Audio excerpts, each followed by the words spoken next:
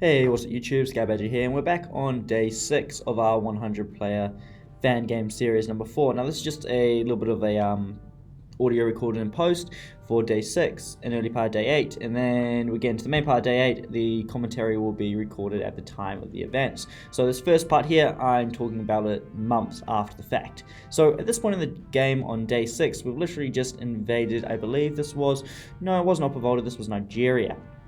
Now, we didn't really expect this to be as easy as it was, but what we actually found was as soon as we walked into there, he kind of fell apart. In fact, I'm not sure he even tried, to be honest.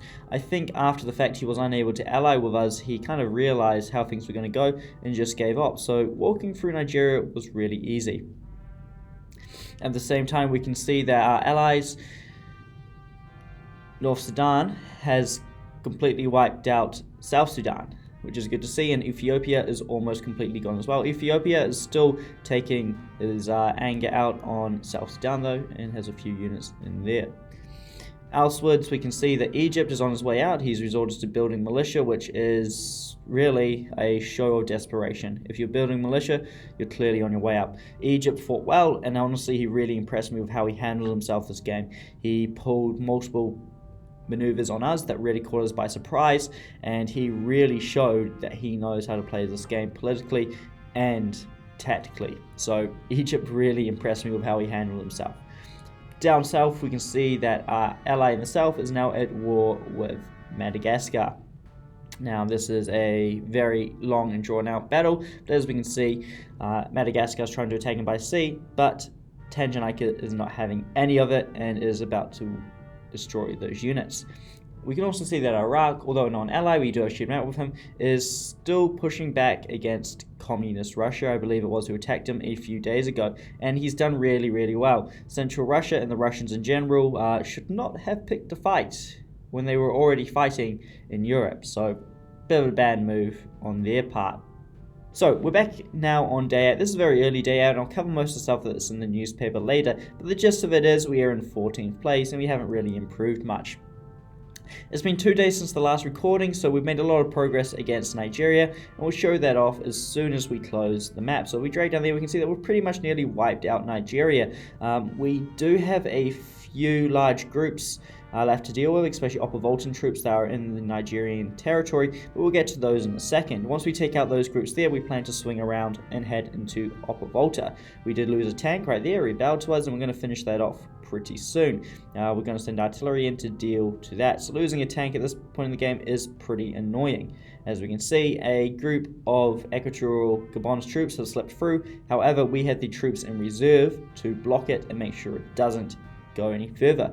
As we can see, the United Kingdom, or the English, are trying to raid us. However, we have allies that have tipped us up to this, and the fact we have submarines available means we're going to be able to very easily deal to this stack. What this looks to me is the bulk of the English troops. My guess would be England is going inactive, he hasn't made anything, he hasn't built anything, and his suiciding his troops into me. So if we have a look at the composition of that, 1 armored car, 3 anti-air guns, and 15 infantry, that's pretty much what you start the game with. Could be wrong there though, there might be a few troops missing. So we're going to deal to that pretty shortly when it runs into our subs, and we're just happy we caught that when we did. Had it got to our capital and landed, there would have been no way we would have been able to effectively deal to it. So, that would have been a tough one. We would have, in the long term, we would have been able to take it out, but it would have been difficult. As we can see, we're building level 2 ports at the moment, so we can start construction of cruisers and battleships at the soonest opportunity. We are going to need them, especially with the Europeans across the water finishing Europe up. So that's what's happening there at the moment. As you can see, we're also starting to build aircraft and build up our air force. We need to get tactical bombers and interceptors out as soon as possible, and they will make capturing large sections of territory a lot easier. We also need to continue working on our submarines to make sure we have a navy that is strong enough to protect our interests and to protect our coast. It's also worth noting that in the Mediterranean at the moment there's a lot going on, with Madagascar somehow having troops in the region, and there is a large group of Saudi Arabian troops. Now this group of Saudi Arabian troops is a big threat with our non-aggression pact with the Middle East ending soon. Those groups of troops need to be dealt with pretty quickly, and we'll be looking to do that soon.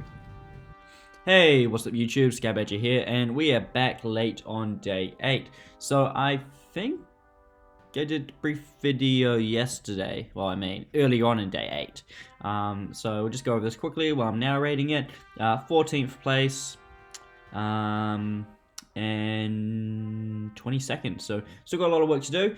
We can definitely jump a lot further up the ranks here. But I mean, it's just progress. We're not in exactly that big of a nation. We're still only 14th, so we've got a lot of work to do to catch up. I'm sure we'll get there, but it is a slow process. So those British convoys we saw last night have been dealt to. We sunk those pretty easily, didn't take too much damage, all 19 destroyed. Now, the part that does suck about that is we're now at war with a player we don't need to be at war at. Same with Equatorial Gabon, attacked us out of nowhere. However, we're going to get a capital within the next couple of hours, so that will even it out. I'm just waiting until I capture a few more provinces before I get that, and that will steady morale. So Equatorial Gabon, although he was only at war with Libya, decided it would be a good idea to also involve North Sudan and myself. So I was not, I mean, to be honest, his attack's not going to affect me much. I had troops in reserve in the right positions to counter any loss of important territory. So this group up here was defending this region in case he did try something, and he has. So I'm going to be able to cut him off before he gets to territory that is of any value. This unit down here is going to slip through. However, Libya is in position to cut it off. I've also had this light tank attempting to slip through. However, I've stalled with infantry, which is probably going to die. Didn't really want to do that, but I want to catch it here and now, or else then it can raid around these territories, and it's just a lot of work to capture them back. These are worth nothing, really. Like, I mean, if we look in these, there's nothing here of major importance or value, to be honest. So even if he was to get through, it would not be too big of a deal. I could finish this group up here, and then I could block anywhere up here before he could cut into my cause. So not too big of a deal, and I suspect this unit 2 will cut in behind and come up in here. By that point, my light tanks should be done fighting here, and they can rush back to cut them off. Even then, fighting in this region will be done as well, so I can send these to block him if he tries to get to any of the more important territory. Oh, that tank that rebelled is now dead.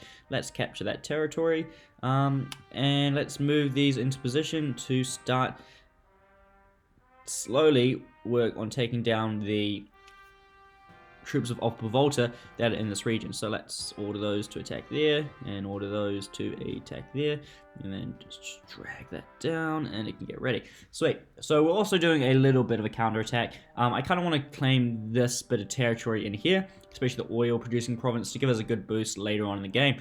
I am pretty keen to set up this little piece of land down here, this little bit of coast, to produce our navy for the Pacific. Atlantic, I mean, wrong side of the planet.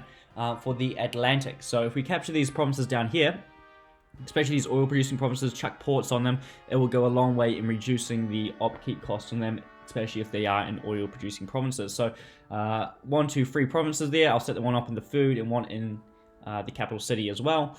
And I'm also going to have to build industrial centers there, which is going to be expensive. So what we're doing at the moment is we're investing a lot in our industrial complexes, and we're also building a fair amount of infrastructure. So that's where we're at the moment. At the moment, we're also building level 2 ports. That's so we can start making good old cruisers by tomorrow. So that's the goal there. We need some cruisers, and we need them fast. At the same time, we're also starting to make our first tactical bombers. However, we need interceptors to back them up, so I'm also producing interceptors at the same time. Now, I don't think I've talked about it yet, but my plan is to move my capital down to this city here. So I'm building a level 2 runway, and then I'm going to go up to level 3, and I intend to try to build some paratroopers out of here. Now, in my testing game, I didn't have much luck with paratroopers. Well, I mean, I had some good luck with paratroopers. Let's just move the mouse off that. We had some good luck with paratroopers, and I feel like we could give them another chance. They could be more useful, and we might be able to find scenarios here in which they could be of more use. However, there is a couple of problems we have. It would be very good to use paratroopers in an attempt to jump over the Mediterranean or the Red Sea. Is this the Red Sea? Yes, Red Sea. And that would be a good use for them. However, once we're kind of out of these regions, the paratroopers don't really have too much more major uses, to be honest. Could use them to help us get into Sweden sooner or later, or Spain, but generally consider Spain, UK later on. But considering these territories are about to be controlled by Spain and Germany, generally what will happen is we'll march off with their cause and there'll be nothing up here, so there's no point using the paratroopers there. We could use them to help take America, however we need to get them a land first, and then they could be actually used pretty usefully to jump behind enemy lines. So here we go, could be used once again very well to take the Caribbean, and to help us quickly move through the Pacific if we need to. However, those are just ideas. So around the world, what's happening at the moment is Iraq and Persia and Saudi Arabia are getting really big at the moment, and they're looking quite threatening. So, gonna have to deal with them sooner or later. At the same time, England tried to do that quick raid the capital trick, and we were able to spot it thanks to help from Matt gathering intel. So with the intel Matt gathered, and the fact I had aircraft patrolling at the Gibraltar Straits, we're able to easily spot it and take it out. So not a big deal at all. So thank you, Matt, for the intelligence there. You've really been on game to well, except for that little fiasco with Egypt. Apart from that, pretty good game so far. In Europe, we've got two powerhouses, Spain and Germany. Now they're also backed up by Yugoslavia and Romania, Poland as well, I think. So within the coming days, they're going to control Europe and they're going to be looking to go elsewhere. We need to make sure that we have a navy to stop them. So that's where the cruisers and the submarines come in. As you know, so we're also getting destroyers as well. At the same time, I haven't started researching naval bomber. However, Matt has started researching naval bomber as well, and he's going to supply me with the naval bombers that I need. So that's where those are going to come from. If we head over into South America, we can see that we have three major players. We have Venezuela, South Argentina, and East Amazonas.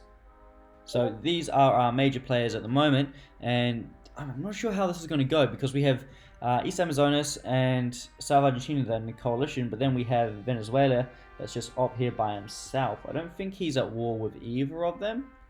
He's at war with Ecuador. Poor Ecuador. Is Ecuador still going? Ecuador must be an AI. Must be taking his time with that, or just started the war. In America, we've got British Columbia up here that's looking pretty good, but apart from that, there's no one else that really stands out. I guess you could say Colorado is looking pretty good, but then at the same time, North USA is looking just as competitive. I'd say at this point, North Mexico and British Columbia are going to be the ones to watch in this region. In Asia, how's Lord Keck doing? Lord Keck, Japan, yep, that is Lord Keck. He's doing pretty good by the looks of it. Looks like he must be finding someone at the moment. That looks like a lot of shelling in there. Let's check that out. Who's here at war with? East Yakutat. If I pronounced that right, I hope. And East Yakutat is this player right here. It appears that he's winning considering he's been able to push all the way back to here. And it now appears as though he is on the doorstep of East Yakutat's core. So that is good to see. It's not going to be too good for East Yakutat considering it appears as though he's fighting some other players as well. Potentially West Yakutat. Who's this over here? West. Yep. So they're currently fighting at the moment, and it appears as though East Yakutat has done some good raiding, but I think he's definitely on the way out here. Other players to watch out for are North Ural and Siberia. At the same time, Turkestan has gotten pretty big, but I think he might be allied with potentially Persia and Saudi Arabia and Iraq. So yeah, actually no, it did no. So he's looking pretty big as well. I guess actually all the players remaining in Asia are looking quite big. Looks like Pakistan is slowly rebuilding, although it also looks like Madagascar is in the region and ain't having any of it. So that's actually pretty interesting to see. Didn't expect that. So I'm actually going to end the episode here. Thank you for watching. Oh, I should have done that with a morale map. Oh well, too late now. No one likes morale map anyway. See you in the next episode. Bye.